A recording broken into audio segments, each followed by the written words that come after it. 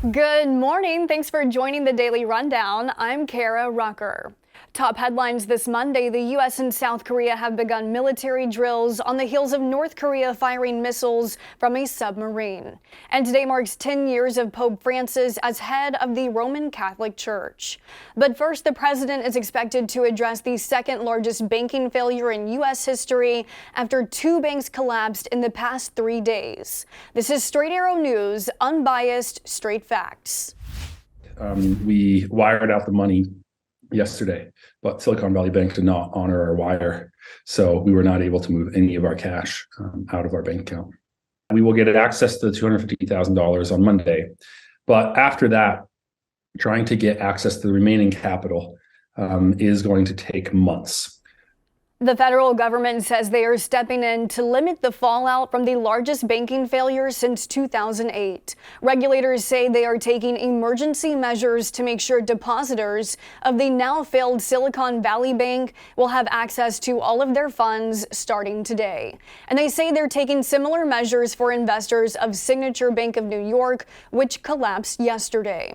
Regulators insist the plan will not include using taxpayers' dollars, as the two failed banks have not been rescued. Bank stocks around the world have reacted to the demise of SVB, and to prevent a wave of people from pulling money out of banks, the Fed announced late Sunday an emergency lending program, essentially lending freely to banks so customers can feel confident in having access to their accounts whenever needed.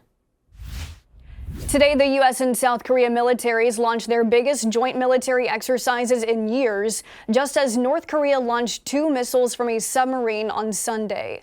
The military drills coming from the South are expected to include field training exercises to strengthen defense capabilities through air, land, sea, and space.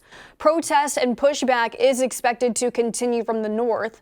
The 2 missiles shot by the North from a submarine flew more than 2 hours, with a distance of more than 900 miles. The country called them strategic missiles, which is often nuclear-capable weapons. The U.S. and South Korea militaries are expected to hold drills for 11 days. Over the weekend, Iran's foreign minister claimed that a prisoner swap deal with the U.S. had been reached. Following the major announcement, White House officials quickly denied Iran's claims of a prisoner exchange agreed upon between the two countries. The U.S. has 3 American citizens imprisoned in Iran, all designated as wrongfully detained. The State Department called Iran's alleged deal an especially cruel lie that only adds to the suffering of families involved. Iranian officials have been accused of making similar false announcements like this in the past.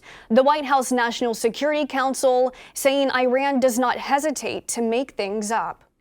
U.S. officials said they are continuously working to bring the 3 Americans home, but have no further information to provide at this time. So we work to recover those, and my condolences to the family and those smuggling. This is one of the worst maritime smuggling tragedies that I can think of in California, certainly here in the city of San Diego. At least 8 people have died after 2 fishing boats involved in a smuggling operation capsized off the coast of San Diego, California, according to emergency officials. Local fire and rescue called it one of the worst smuggling tragedies they've ever seen. U.S. Border Patrol in San Diego says this was one of a few hundred migrant smuggling events recorded in his jurisdiction this fiscal year, and that migrants often attempt dangerous crossings through swimming, surfboard, or small fishing boats. Over the weekend, hazardous weather conditions likely contributed to the boats capsizing. Today, Pope Francis is celebrating the 10th anniversary as head of the Roman Catholic Church. A position he once thought he would only hold for 2 or 3 years has turned to 10 and counting. The Catholic Church has made major shifts under his leadership, becoming more progressive, whether it be more accepting toward the LGBTQ community, promoting women, or allowing divorced and remarried Catholics to receive communion. But the Pope continues to try and strike a balance between its most conservative fellowship and progressives. He went back to the essential of the gospel. He explains the gospel in a very simple way, and this idea of a church that has to include, not a church small for the perfect, the pure, a church of sinners, a church that includes everyone, the divorced and remarried, the homosexual, the trans.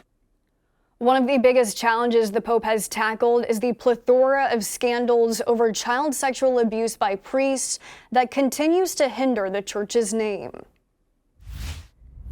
The 95th Academy Awards was off without a hitch last night. Everything, Everywhere, All at Once was the big winner of the night, winning 7 awards of its 11 nominations, including Best Picture. Best Actress Michelle Yeoh was the first Asian woman to ever bring home the award, while Ke Huy Quan and Jamie Lee Curtis won Best Supporting Actor and Actress in their first wins of their decades-long careers. The award for Best Actor went to Brendan Fraser for his leading role in The Whale. And these are your top headlines on this Monday morning. Thanks for watching the Daily Rundown with Straight Arrow News. We're on a mission to bring back trustworthy journalism by only serving you, not an agenda. We'll see you back here tomorrow morning. Until then, I'm Kara Rucker. Have a great day.